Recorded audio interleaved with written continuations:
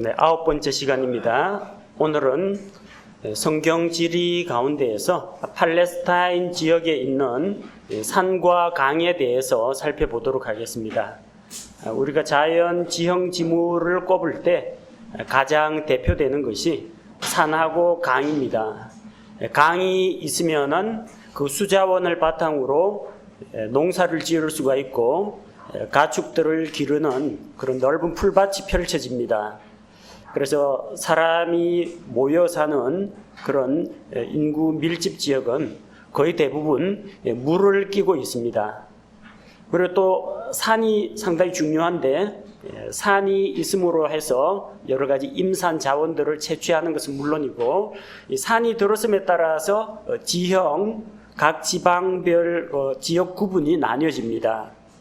그래서 어느 위치에 산지가 위치하고 있는지 어디에 강이 흐르고 있는지 이걸 파악하면은 팔레스타인 땅 전체 윤곽을 살펴보고 그 다음에 어디쯤에 사람들이 모여 살았을지 도시가 어디에 형성되는지 파악하는 데 아주 도움이 됩니다. 팔레스타인에는 산들이 대표적인 산들이 그렇게 많지는 않으니까 몇 개만 딱 기억해 두시기 바랍니다. 저 북쪽에 헤르몬산이 있죠. 그 다음에 서쪽 지중해 연안 쪽으로 갈멜산이 있습니다. 그리고 갈릴리 호수에서 요르단강을 따라서 쭉 내려오면서 사마리아 산지와 유다 산지를 연결하는 그 연결선상에 다볼산, 모레산, 길보아산, 사마리아 지방 세겜 부근에서 에발산과 그리심산이 있고 유다 산지에 시온산이 있고 그리고 남쪽에 유다 남쪽에 광야지대에 호르산과 세일산이 있고 요르단강 동편에 느보산, 비스가산이 있습니다. 자, 대부분의 산들이 산악지대를 따라서 형성되어 있기 때문에 위치 찾는 것은 어렵지 않을 겁니다. 조금 동떨어져 있는 게 갈멜산만 제외하면은 대부분 남북으로 뻗어 있습니다. 그 다음에 강들도 거의 대부분 요르단강 중심으로 있습니다. 예외가 있다면 갈멜산 아래쪽에 기손강이 있고요. 갈릴리 호수 바로 아래쪽으로 흘러 들어오는 요르단 동편에서 갈릴리 호수 아래쪽에 있는 요르단강으로 들어오는 강이 있는데 이 조그마한 지도에는 표시가 되어 있지 않습니다. 왜냐하면 성경에 안 나오기 때문입니다. 야르묵 강이라고 강이 하나 있습니다. 그 아래쪽에 야복강, 더 내려오면 아르논강, 세렛강, 이게 거의 대부분입니다. 자, 그래서 주요 산과 강의 이름 그리고 위치는 반드시 기억해 두시기 바랍니다. 대부분 이 강을 경계로 해서 민족과 지파의 경계가 이루어집니다. 또 이 강 주변을 통해서 사람들이 모여 살고 하기 때문에 여러분이 성경을 읽다 보면 무슨 강을 건넜다라든지 어느 강가에서 전투가 벌어졌다든지 그러면은 지금 배우는 내용이 크게 도움이 되리라 생각합니다. 자, 먼저 산부터 살펴보겠습니다. 여러분 받으신 그 교재에 있는 스프링 노트에 있는 지도는 상당히 간략하게 된 지도니까 실제 여러분 지도책에서 해당 산들을 한번 찾아보시기 바랍니다. 자, 먼저 제일 북쪽에 있는 헤르몬산입니다. 물론 이 헤르몬산은 팔레스타인의 영토는 아닙니다만 저 위쪽에 이스라엘 북쪽에 시리아와 요르단의 경계에 있습니다. 오늘날로 치면 시리아와 요르단 경계에 있는데 시리아 쪽에 있는 산맥이 레바논 산맥입니다. 그리고 그 맞은편에 있는 곳이 이제 안티 레바논 산맥입니다. 둘 합쳐서 그냥 레바논 산맥, 레바논 산지 그렇게 부릅니다. 그렇게 나뉘는 이유는 이 산맥이 두 개로 나뉘고 그 두 개의 산맥이 바로 시리아와 요르단을 나누는 그런 경계가 되기 때문이죠. 자, 그런데 이 안티 레바논 산맥하고 레바논 산맥이 거의 만나는 부근에 헤르몬산이 있습니다. 여러분 지도에서 보면은 지도 저 북쪽 다메섹에서 왼쪽으로 가면은 바알갓, 바알 헤르몬 산이라고 나오죠. 그 레바논 산지 남단에 있는 가장 높은 봉우리입니다. 높이는 약 2,850m 가량 되는 높은 산지입니다. 그래서 이 산에 올라가면은 아래쪽에 있는 팔레스타인 땅 전체가 다 내려다 보입니다. 그리고 이 지역에는 비가 내리는 시기에 산에서 눈이 내립니다. 그리고 그 눈이 1년 내내 녹지 않는다고 해서 이제 만년설이라고 부릅니다. 근데 여름 되면은 눈이 일부가 녹아가지고 하천을 이루어서 시내를 이루어서 남쪽으로 흘러내립니다. 지난 시간에 우리가 말씀드린 것처럼 갈릴리 평야지대에 그쪽 훌라호수나 갈릴리 호수로 들어오는 수자원이 4군데가 있다고 했죠. 2개는 이온 평야에서 다한 위쪽이 이온 평야에서 흘러내려오고 2개는 헤르몬산 산기슭에서 내려온다고 했습니다. 자, 이 헤르몬산은 시편 133편 3절에 나오죠. 형제들이 서로 같이 연합해서 함께 거하는 것이 하나님 보시기에 참 아름답다고 했습니다. 그 아름다움을 어떻게 묘사했느냐? 헤르몬산의 이슬이 시온의 산들의 내림과 같다라고 했는데, 그 헤르몬산의 찬 공기가 대기 중에 있는 수분을 급격하게 냉각을 시켜서 이슬이 내립니다. 이 헤르몬산을 시돈 사람들은 시르온이라고 불렀습니다. 그 헤르몬산에서 왼쪽 지중해 쪽으로 가면은 시돈이 나오죠. 그래서 우리나라식으로 이야기하면 우리는 백두산이라고 부르는데 중국에서 이쪽을 볼 때는 장백산이라고 부르는 거하고 같습니다. 시돈 사람들은 이 산을 시르온이라고 불렀습니다. 그리고 아모리 족속은 이 산을 스닐이라고 불렀습니다. 신명기 3장 9절 각 민족별로 부르는 이름이 다르다고 했죠. 요르단강의 지류가 이 헤르몬산 기슭에서 흘러내려옵니다. 또 이 헤르몬산, 이 레바논 산지에는 백향목이 잘 자랍니다. 그래서 이 백향목을 베어가지고 배를 만들기도 하고 예루살렘에 성전을 건축하는 데에도 사용했습니다. 또 이 큰 나무가 있고 숲이 울창하게 우거져 있기 때문에 여러 새들이나 짐승들이, 여러 동물들이 많이 살고 있는 그런 산지입니다. 에스겔 27장 5절에 보니까 그들이 스닐의 전나무로 내 배의 모든 판자를 만들었으며, 이 스닐의 전나무라고 했는데 스닐이 바로 헤르몬을 이야기합니다. 거기서 베어낸 전나무로 배를 만드는데 갑판의 판자를 만들었다는 겁니다. 솔로몬의 아가 4장 8절에는 여기도 스닐이라고 나오죠. 스닐과 헤르몬의 꼭대기에서 사자의 굴들과 표범의 산들에서 바라보아라. 자, 이런 동물들이 많이 살고 있는 그런 지역이기 때문에 여기에서 이 산지가 숲이 우거지고 풍부한 임산 자원이 있고 야생 동물이 많이 산다는 것을 볼 수가 있습니다. 예수님께서 마태복음 17장에서 높은 산에 올라가서 그 모습이 영광 가운데 빛이 나며 하얗게 변화가 되었다고 했습니다. 변화산이라고 우리가 부르는데 그 주변에 높은 산이 사실 헤르몬산밖에 없습니다.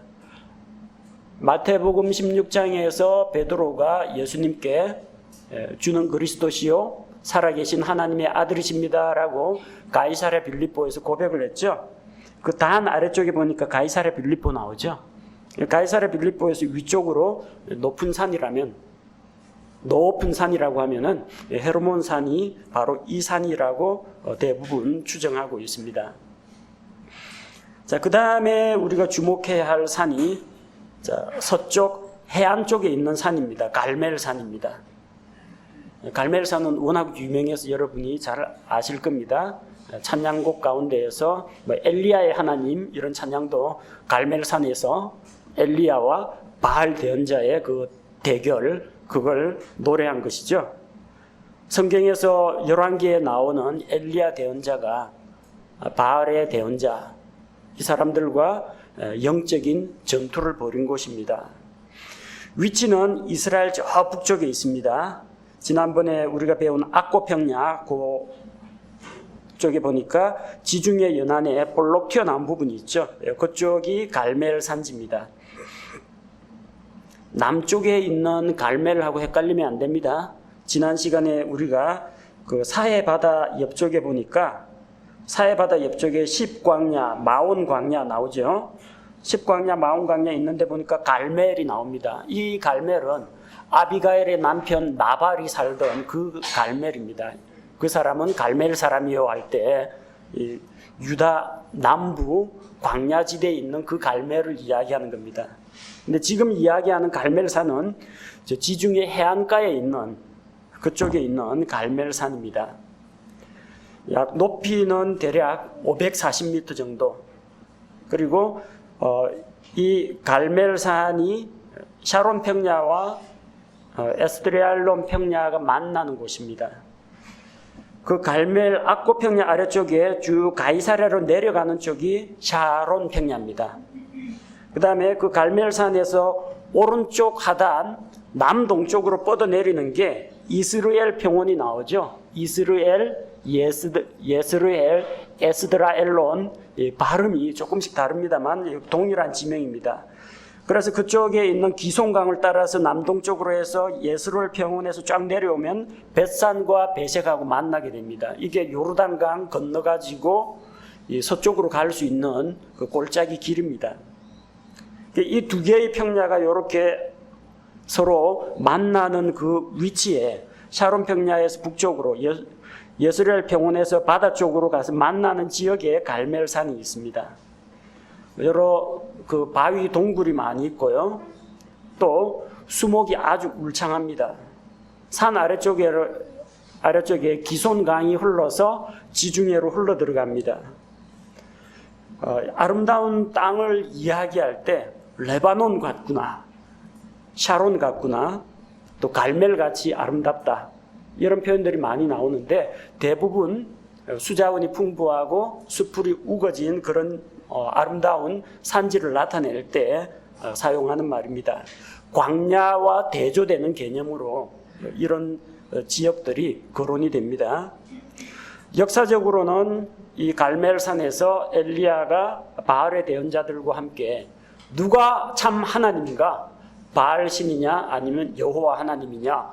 불로 응답하시는 하나님, 바로 그가 주 하나님이시다. 서로 내기를 걸었습니다. 바알의 대언자들이 종일토록 주문을 외우고 자기 몸을 상하게 하면서 껑충껑충 뛰어놀면서 소리를 질러도 바알이 응답하지 않죠. 엘리야 대언자가 이스라엘의 12지파를 따라서 돌로 제단을 쌓고 제물을 올려놓고 제단 주변에 기름을 부은 게 아니라 물을 다 부어서 홍건하게 하고, 그리고 하나님께 기도를 합니다. 불로 응답하옵소서. 주께서 살아계신 것과 이스라엘의 하나님 되심을 보여주옵소서. 하늘에서 불이 내려가지고 그 제단에 있는 제물은 물론이고 그 아래쪽에 있는 흙과 돌까지 태웠다고 합니다. 흙과 돌이 탈 온도면은 약 2000도에서 3000도 정도 되는 고온의 불이라는 겁니다. 도자기 굽는 그런 온도입니다. 그게 타버릴 정도로, 흙이 탈 정도라면은 엄청난 고온입니다. 이건 지상의 불이 아닙니다. 하늘로부터 내려온 불이 그 희생제물을 태우고 주께서 살아계시다는 것을 이제 보여주었습니다. 그래서 엘리야가 이스라엘 백성에게 호소하죠. 너희가 어느 때까지 양쪽 사이에서 우물쭈물하려느냐?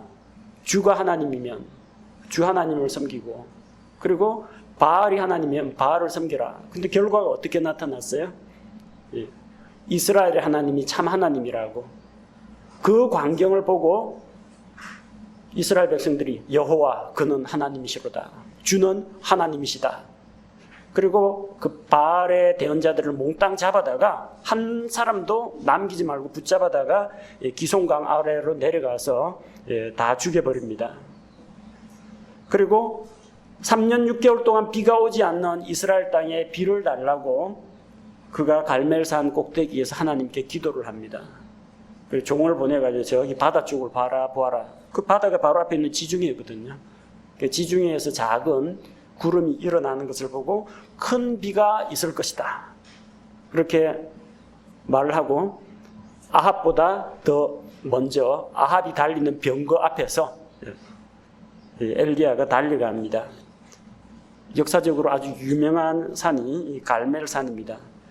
또 엘리사가 자기를 섬기는 이 수넴 여인 엘리사가 지나갈 때마다 음식을 먹고 그러니까 다락거기에 방을 하나 마련해주고 그쪽에 책상도 놔주고 등잔도 놔주고 엘리사가 지나가면서 쉬도록 만들어준 이 수넴 여인이 있습니다.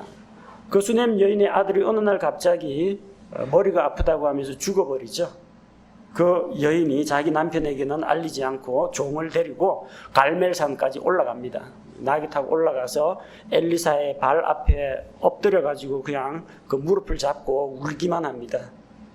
갈멜산에 있는 엘리사가 자기 종을 보내가지고 자기 지팡이를 그 아이의 위에 올려놓도록 하죠. 그리고 갈멜산에서 내려와서 그 아이를 다시 살려줍니다. 엘리야와 엘리사의 그런 사역과 연관된 산이라고 생각하시면 됩니다. 자, 그 다음 우리가 또 살펴볼 중요한 산 중에 하나가 이제 다볼산입니다. 다볼산. 자, 다볼산 위치 갈릴리 호수의 최남단에서 왼쪽으로 선을 쫙 그으면은 다볼산이 나옵니다. 이스라엘 골짜기하고 만나게 되어 있습니다. 이스라엘 골짜기에서 조금 북동쪽에 있습니다. 여러분 그 지도에 나사렛이라고 빨간 표시되어 있는 거 있죠? 나사렛에서 약 남동쪽으로 한 9.6km 내려가면 됩니다. 높이가 대략 400m 정도 됩니다. 그리고 두 지파, 이사갈 지파와 스불론 지파고 경계선에 위치한 산이 이 다볼산입니다.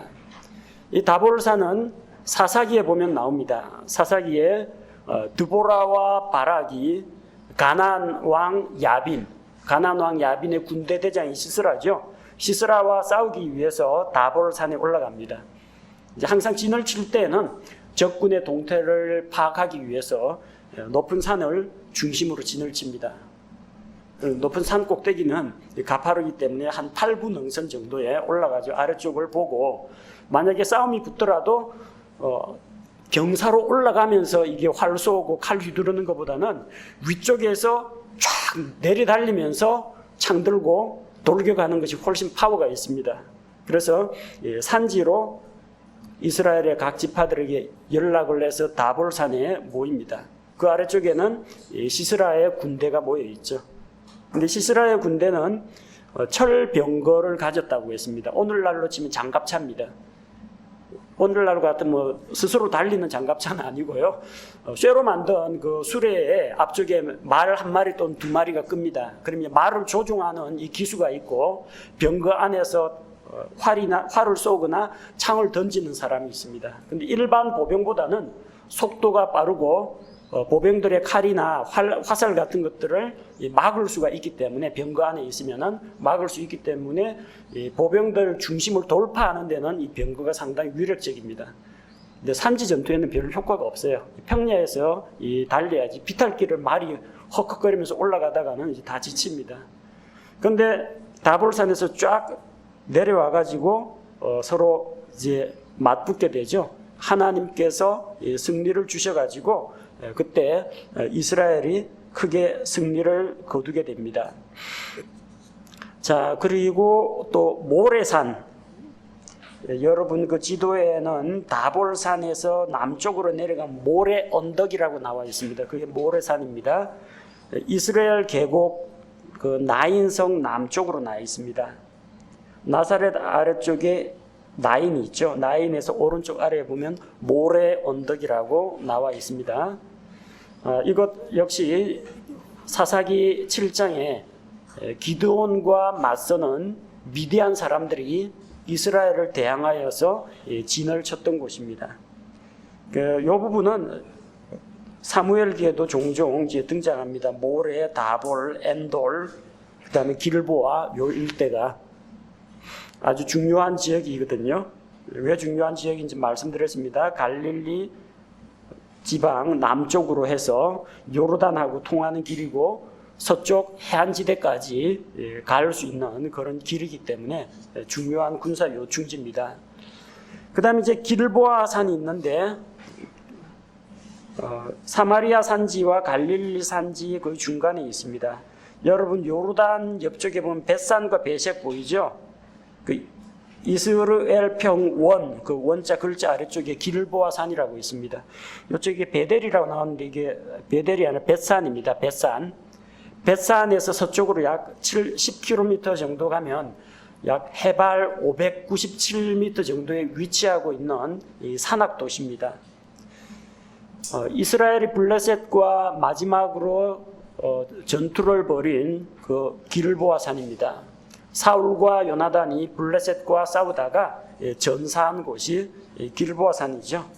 길보아 산에서 패배해가지고 결국 다 죽게 되고 사울과 그 아들들이 길보아 산 아래쪽에 있는 벳산 성벽에 그것도 블레셋이 점령했습니다. 벳산 성벽에 시체를 매달았는데 그 동쪽에 있는 길르앗 라못 길르앗 사람들이 옛날에 사울이 암몬 자손의 손에서 자기들을 건져준 그 공로를 보답하기 위해서 용사들이 밤중에 일어나서 벳산 성벽에서 그 시체들을 탈취해가지고 장사를 지내줍니다. 자, 조금 더 내려오면은 사마리아 아래쪽에 세겜이 나옵니다. 세겜 북쪽으로 에발산이 있고 세겜 남쪽으로 그리심산이 있습니다.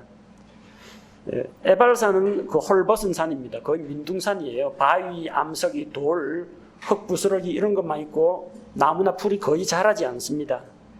반면에 남쪽에 있는 그리심산은 햇볕을 받아가지고 아주 산세가 우거지고 그 다음에 그쪽에 풀과 나무가 잘 자라는 그런 산입니다. 한눈에 척 봐도 에발산은 저주받은 산, 그리심산은 복받은 산이라는 게 눈에 띕니다. 하나님께서 모세에게 신명기 11장 29절에 너는 그리심산에 복을 두고 에발산에 저주를 둘지니라 이렇게 말씀하셨거든요. 율법 가운데는 복받는 율법이 있고 저주받는 율법이 있습니다. 부모를 공경하면 내가 땅에서 장수하고 잘 될 것이다 이런 복받는 율법이 있고요. 반대로 저주의 율법도 있습니다. 우상을 섬기는 자는 반드시 죽일 것이요. 간음하는 자는 죽일 것이요. 아비나 어머니를 아버지나 어머니를 대적하는 자는 죽일 것이요. 이런 저주의 율법이 있습니다. 특별히 신명기 28장에서 31장 팔레스타인 언약이라고 하는 곳에 보면은 내가 들어가도 복을 받고 나가도 복을 받고 내 빵 광주리가 복을 받고 내 우양의 새끼들이 복을 받고 너는 다른 사람의 머리가 될지언정 꼬리는 되지 않을 것이요 수많은 민족들에게 구워줄지라도 너는 구지 아니할 것이요 이 복의 율법이 있고 그러나 만약 내가 하나님의 말씀에 불순종하면 들어가도 저주를 받고 나와도 저주를 받고 내 자식들이 노예로 팔릴 것이요 그리고 내가 열심히 수고하여 농사 지은 것들을 벌레들이 메뚜기들이 와서 먹어버릴 것이요 이런 저주의 말씀들이 있습니다. 순종하면 복받는다 그 율법은 그리심산에서 선포했습니다. 하나님께 불순종하면 저주와 벌을 받는다는 것은 에발산에서 선포한 겁니다. 근데 이 에발산과 그리심산이 어디에 있느냐면 사마리아 지방에 있습니다. 사마리아 사람들은 이 산을 성산이라고 불렀습니다. 그래서 요한복음 4장에 나오는 사마리아 여자가 우리 조상들은 이 산에서 예배했는데 어디요? 그리심산에서 예배했는데 당신들의 말로는 예배할 곳이 예루살렘에 있다고 하더이다. 우리가 어디서 예배해야 됩니까? 예수님께 그런 질문을 하죠. 사마리아 사람들은 이 그리심산을 성지로 여겼습니다. 그들은 모세오경 대신에 모세오경을 좀 왜곡 변형한 자기 입맛에 맞게 변형한 게 사마리아 오경이 있어요. 사마리아 오경에 보면은 아브라함이 이삭을 데리고 예루살렘 모리아로 간 게 아니라 그리심산으로 갔다고 되어 있어요. 그래서 그곳이 이제 하나님께서 약속하신 산이다. 그런 식으로 자기들은 성경을 왜곡해서 그렇게 믿습니다. 오늘날도 이스라엘 가면은 사마리아 지방에 그 사마리아 사람들이 소수 남아 있습니다. 아직도 그 사마리아 자체적으로 자기들 나름대로 세운 제사장 제도가 있고요. 자기들의 율법이 있고 뭐 유월절 절기라든지 이런 것들을 그대로 다 지킵니다. 근데 잘못 알고 잘못 믿고 있는 거죠. 왜냐하면 모세 오경을 전부 다 이 짜집기 해가지고 다 변조를 했기 때문에 잘못된 걸 믿고 있는 사람도 있습니다. 자, 그 다음 이제 시온산. 시온산은 그 예루살렘에 있습니다. 예루살렘에 있는 뭐 모리아산, 갈보리산, 시온산이라고 하는데 이 위치는 그냥 지도상으로 그 예루살렘이라고 보시면 됩니다. 예루살렘에 이 산이 있다라고 하면 이게 높은 삼각산처럼 뾰족 올라 있는 게 아니라 여러 개의 봉우리가 있다라는 겁니다. 그 중에 하나가 뭐 갈보리 언덕이라고 불리기도 하고 하나는 그쪽에서 뭐 시온산이라고 불리기도 하고 그리고 모리아산이라고 불리기도 하고 각각 그런 산 봉우리들이 솟아 있습니다. 예루살렘에서 남서쪽으로 약 해발 765m 정도 되는 그런 언덕입니다. 혼자서 단독으로 뾰족 솟아 올라 있는 그런 봉우리가 아니라 올록볼록 솟아 있는 그 봉우리 가운데 하나가 이제 시온산입니다. 근데 보통 시온산을 이야기할 때 그냥 단순히 그 산, 마운틴이라는 그 산을 이야기할 때도 있는데 어떤 때는 예루살렘을 이야기할 때도 그냥 시온이라고 부릅니다. 예를 들어서 다윗이 여부수 족속을 물리치고 예루살렘을 정복했죠. 그걸 시온산성이라고 부릅니다. 혹은 다윗성이라고 부릅니다. 왜? 바로 옆에 시온산이 있기 때문에 그렇게 부릅니다. 그래서 시편에서 뭐 시온이 뭐 아름답다, 시온의 영광 이런 식으로 부를 때 그거는 단순한 산보다도 하나님께서 예배의 처소로 작정하신 예루살렘 성전이 있는 곳, 그걸 가리켜서 시온이라고 부릅니다. 나는 시온성을 향해 올라가네라고 이야기할 때 그게 산에 등산한다는 이야기가 아니라 시온산에 있는 예루살렘 성전에 경배하러 간다는 이야기입니다. 또 넓은 의미로는 이 하나의 어떤 산이나 예루살렘이라는 지역을 말하는 게 아니라 팔레스타인 땅, 약속의 땅 전체를 이야기할 때도 시온이라고 부릅니다. 그래서 지난 시간에 우리가 땅에 대한 여러 관점들 배웠죠. 그 가운데 하나가 시온주의자들 관점, 자이오니즘, 시온주의자의 관점이 뭡니까? 시온산을 얻자는 게 아니라 이스라엘이 하나님께서 약속하신 이 팔레스타인 땅을 약속의 땅으로 받아 누리게 된다는 그걸 믿고 있는 사람들이 시온주의자들입니다. 그래서 시온은 거의 이스라엘을 대변한다 그렇게 보시면 됩니다. 원래 이 땅은 구약 시대에 보면은 나중에 예루살렘에 대해서 상세히 배우겠지만 이 땅을 다스리는 왕은 살렘 왕, 의의 왕, 평강의 왕 멜기세덱이었습니다. 의로운 왕 멜기세덱, 아브라함에게 축복을 한 아브라함의 자손인 레위 자손 제사장들보다도 더 먼저 있었던 멜기세덱 제사장이 살렘 왕이라고 했습니다. 그 살렘이 예루살렘입니다. 근데 나중에는 그 땅을 예루살렘 왕 누가 다스리고 있었느냐? 여호수아가 정복 전쟁할 때 보니까 멜기세덱이 아니라 아도니세덱이 다스리고 있었습니다. 주님은 의로우시다 그런 뜻인데 세덱 의. 자, 그리고 나중에 또 시대가 바뀌어서 보니까 그 땅은 이 예루살렘이 지대가 상당히 높습니다. 고지대고 들어가는 입구가 하나밖에 없어요. 좁은 관문입니다. 그리고 나머지는 깎아지른 듯한 절벽입니다. 오른쪽으로 쫙 가면은 거의 낭떠러지 절벽입니다.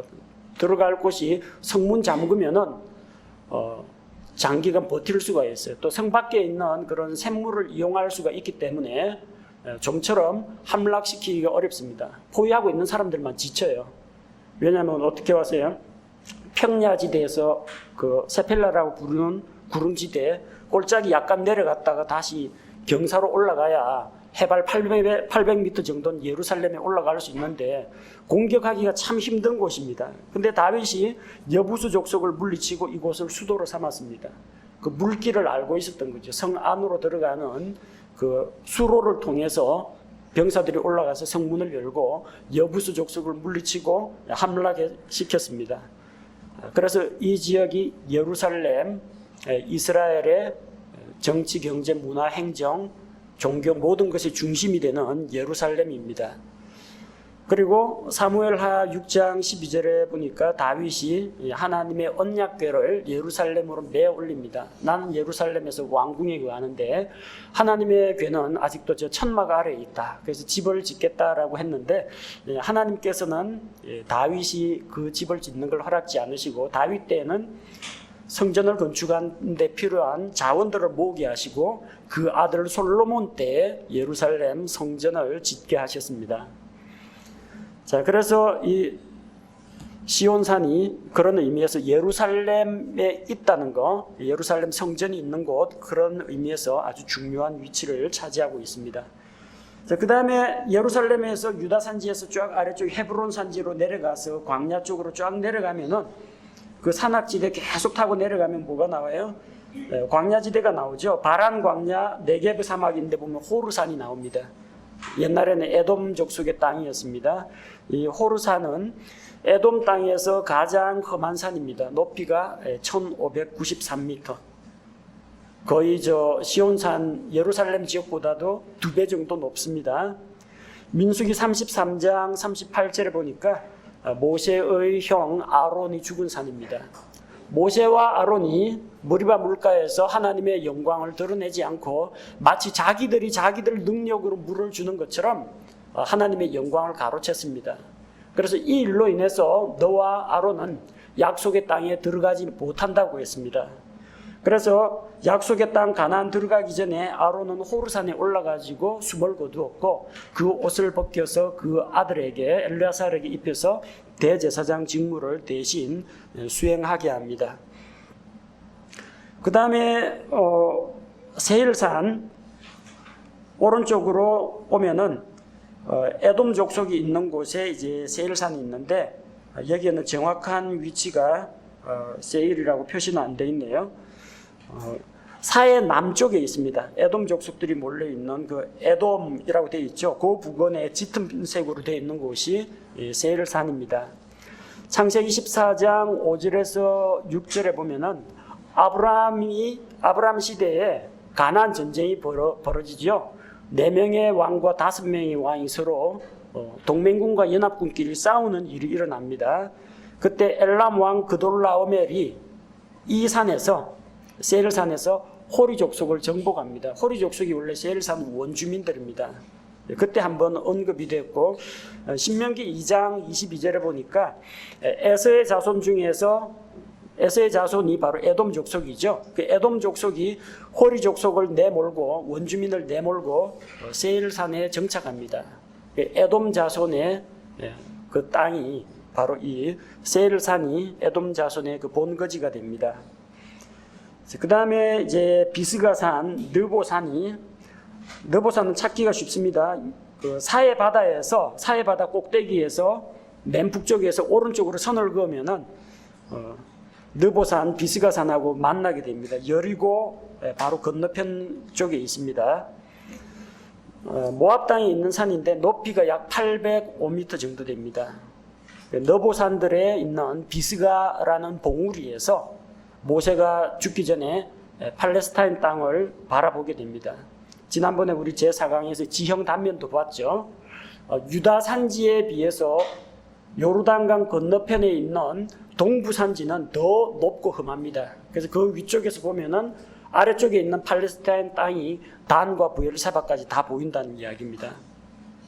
신명기 34장 1절에 모세가 모압 평야를 떠나 느보산에 올라가 여리고 맞은편 비스가의 꼭대기에 이르매 주께서 그에게 길앗 온 땅을 단까지 보여주시고 저 넓은 땅을 하나님께서 다 보게 해주십니다. 그걸 보긴 하지만 들어가지는 못했습니다. 자, 주요 산들 기억해 두시면 여러분들이 이 내용들을 전체 이해하는 데 도움이 될 겁니다. 지형은 물론이고요. 특별히 주요한 역사적인 사건들이 일어난 곳을 파악할 수가 있을 겁니다. 자, 그 다음으로 우리가 살펴봐야 될 게 산이 있으면 또 강이 있죠. 산이 있으면 골짜기 계곡을 이루고 계곡에서 시내가 흘러서 물이 모이면은 하천을 이루게 됩니다. 강에 대해서 살펴보도록 하겠습니다. 자, 먼저 저 서쪽에 있는 강, 기손강입니다. 우리가 지난번에 살펴본, 아까 조금 전에 살펴본 그 다볼산 그쪽에서 예스레엘 평원을 따라서 지중해 쪽으로 흘러갑니다. 길이가 약 40km 정도 됩니다. 사사기 4장 12절에서 16절에 보면은 드보라와 바락이 가나안 왕 야빈의 군대대장 시스라를 물리칩니다. 근데 그때 비가 내려가지고 강물이 불어납니다. 그리고 강 주변은 한강 고수부지처럼, 낙동강 그 고수부지처럼 비 오면 잠깁니다. 그 질퍽질퍽한 늪지대로 바뀝니다. 이 늪지대가 되면은 전차가 기동을 못합니다. 병거가 바퀴가 진흙 속에 푹푹 빠져가지고 달리지를 못합니다. 그러면은 달리지 못하는 전차는 보병의 밥입니다. 시스라의 그 철병거 군대가 전부 다 이스라엘에게 몰살당한 게 그들이 기손 강가를 달리다가 갑자기 불어난 강물에 병거 바퀴가 잠겨가지고 그들이 패배하게 된 겁니다. 그래서 그 사사기 5장에 나오는 드보라의 노래에 보면 그게 나옵니다. 어떻게 해서 그들이 이스라엘에게 패배할 수밖에 없었느냐. 이 전쟁은 하나님께 속한 것이었고 또 기손강에 그들을 엄몰시켰다라고 전쟁 상황을 그렇게 묘사하고 있습니다. 그리고 열왕기상 18장 40절에 엘리야가 갈멜산에서 바알 대언자들과 대결을 한 이후 바알 대언자들을 몽땅 잡아다가 기손 시냇가로 데려가서 잡아 죽였습니다. 그 강이 기손강입니다. 서쪽에 있는 대표적인 강은 그 기손강 하나만 기억해 두시면 됩니다. 그 다음에 그 이스라엘의 가장 중심되는 갈릴리 호수부터 사해 바다까지 연결하는 요르단 강이 있죠. 팔레스타인에서 가장 큰 강입니다. 위쪽에 있는 레바논 산지 헤르몬산, 여기에서 흘러내리는 그 물들, 시냇물들, 눈 녹은 물들이 요르단 강을 타고 사해로 흘러갑니다.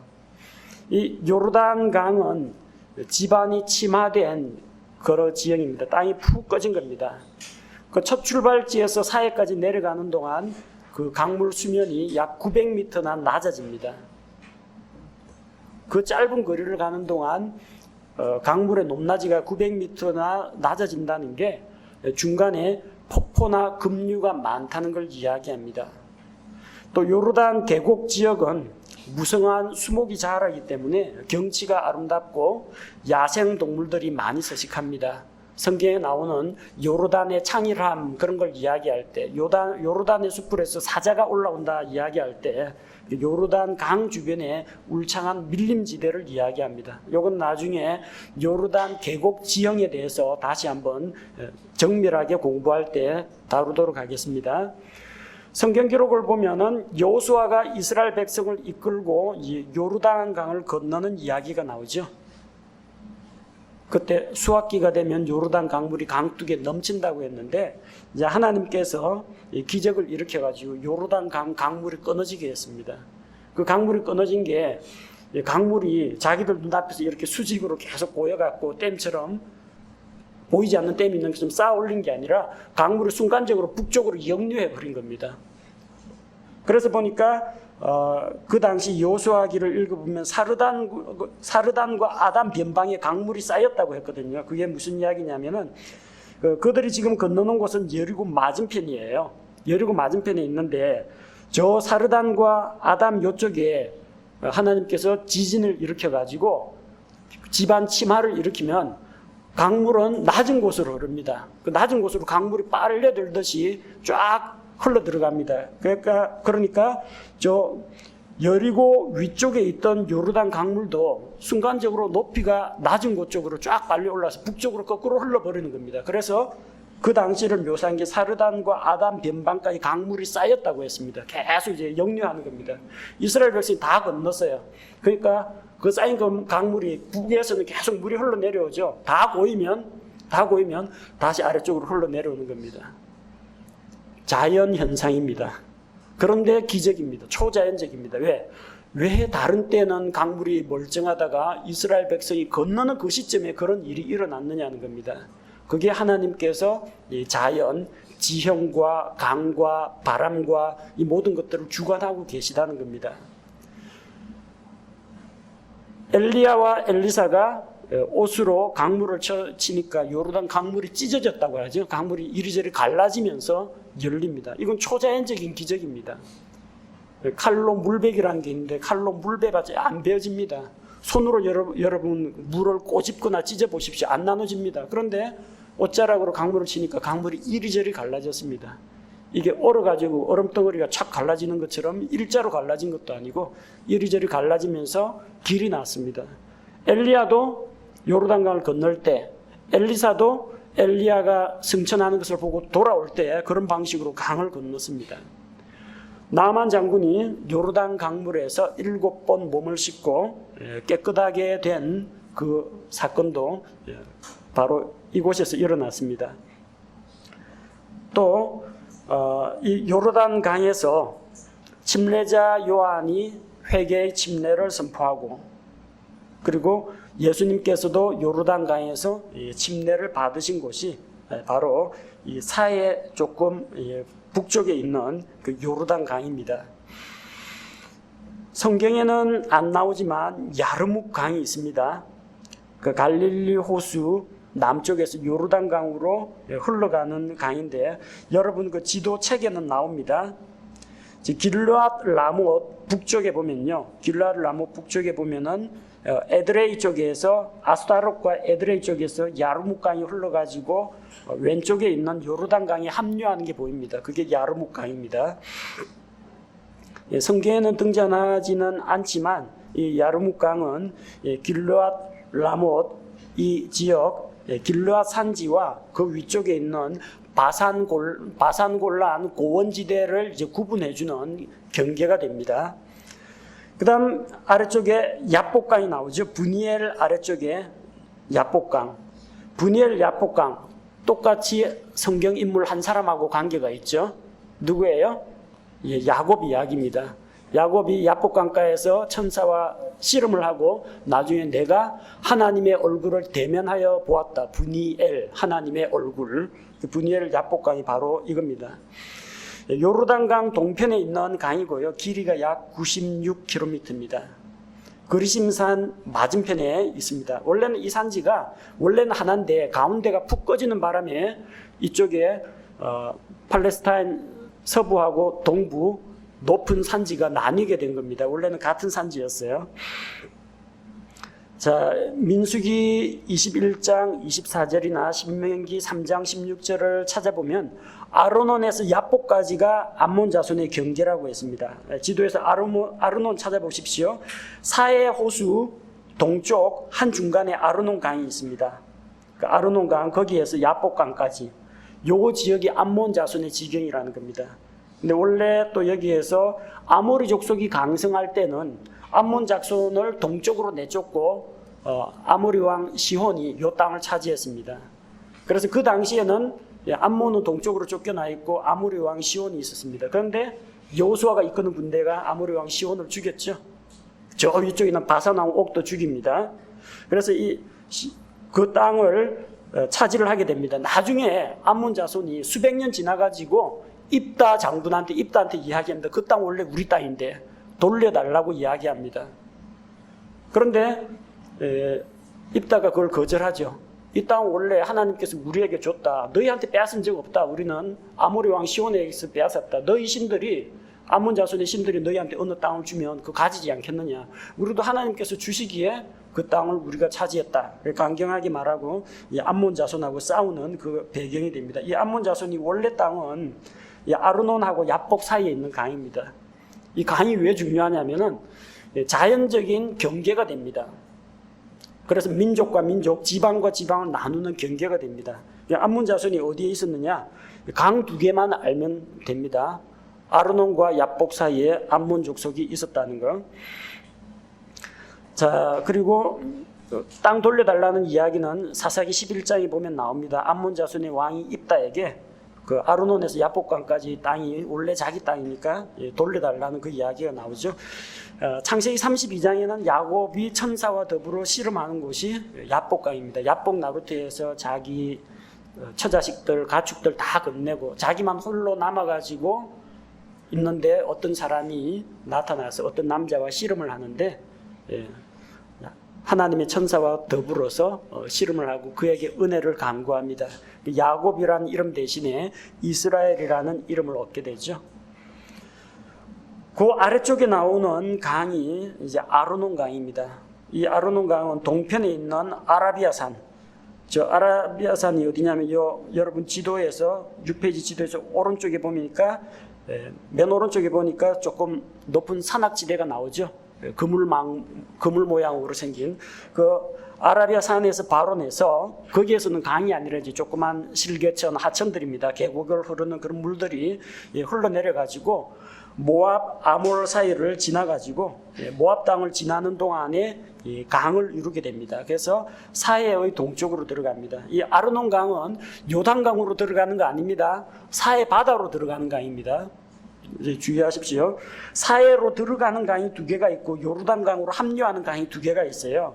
요르단강으로 합류하는 강은 야르묵강하고 야복강이고요. 사해로 들어가는 강은 아르논강하고 세렛강입니다. 자, 이 아르논강은 모압 땅에 있습니다. 이제 모압과 아모리 족속 사이의 경계라고 했습니다. 민수기 21장 13절. 그래서 이 아르논강 남쪽은 모압이고 그 북쪽은 아모리 족속입니다. 원래 암몬 족속 땅인데 암몬 족속이 살았는데 아모리 족속이 그 땅을 지배한 겁니다. 암몬 자손이 동쪽으로 밀려난 거죠.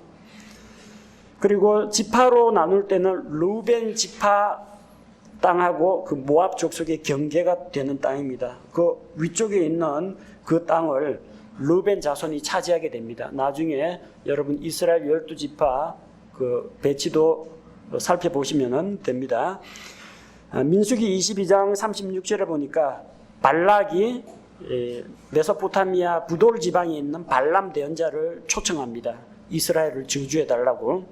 그래서 아르논의 경계까지 가서 발람을 영접했다라고 하는데 모압은 아르논 남쪽에 있어요. 그런데 지금 메소포타미아 부돌에서 여기까지 오려면은 어디 통과해야 돼요? 저기 길르앗 지방 해가지고 남쪽으로 쫙 내려와야 됩니다. 그러니까 모압 왕이 아르논이라면 국경지대입니다. 아모리 족속 국경지대까지 가가지고 강을 건너오는 발람 대언자를 영접했다는 이야기입니다. 그만큼 극진한 대우로 맞이해 드렸다는 거죠. 그 아래쪽에 세렛강은 성경에 여러분 한번 본 적이 있을 겁니다. 사해 남동쪽에 있습니다. 사해 남쪽 끝으로 들어옵니다. 모압 족속의 남쪽 경계입니다. 그래서 암몬 자손의 경계는 어디서 어디까지예요? 야복강에서 아르논. 모압의 경계는 아르논에서 세렛. 이렇게 하면은 딱 그 어느 민족이 어디쯤에 살았는지 강만 알면 위치가 딱딱 나오게 됩니다. 모압 족속의 남쪽 경계가 세렛강이고 그 남쪽은 뭐냐? 에돔 족속의 땅입니다. 에돔과 모압 족속의 영토를 나누는 경계가 세렛강입니다. 자, 이스라엘이 이집트에서 나와서 광야 생활을 하다가 이제 가나안 땅으로 들어가려고 하는데 에돔에 지나려고 하니까 하나님께서 에돔은 세일 산지는 내가 에서의 후손에게 줬다. 그러니까 그 땅 백성을 해치지 마라. 전쟁하지 말라고 합니다. 그래서 사자를 보내가지고 우리가 왕의 대로로만 지나갈 것이고 물도 공짜로 먹지 않고 사 먹겠다고 통과시켜 달라고 하는데 에돔 왕이 군사를 이끌고 막으로 나옵니다. 싸우지 않고 우회해서 오른쪽으로 돌아갑니다. 그래서 에돔에서 오른쪽으로 쭉 돌아가가지고 세렛 강을 건너게 됩니다. 민수기 21장 12절 그들이 거기서 움직여 에돔이 막고 안 비켜주니까 움직여 사렛 골짜기에 진을 치고 그 사렛이 세렛입니다. 신명기 2장 14절 우리가 가데스 바네아에서 떠나 세렛 시내를 건널 때까지의 기간 그 기간이 38년이라는 겁니다. 이스라엘 광야 생활 38년 이야기가 여기서 나온 겁니다. 이 세렛을 건너면 이제 모압 평야에 이르게 됩니다. 그래서 이쪽에 있는 아모리 족속 그리고 저쪽에 바산왕, 옥 이런 왕들을 정복하고 이 요르단 강을 건너서 들어가기 바로 전입니다. 그 기간이 38년 걸렸다고 했습니다. 자, 그래서 이 강들의 위치를 통해서 영토의 경계, 민족들의 경계, 그리고 이 강들이 있는 곳에 또 사람들이 모여 삽니다.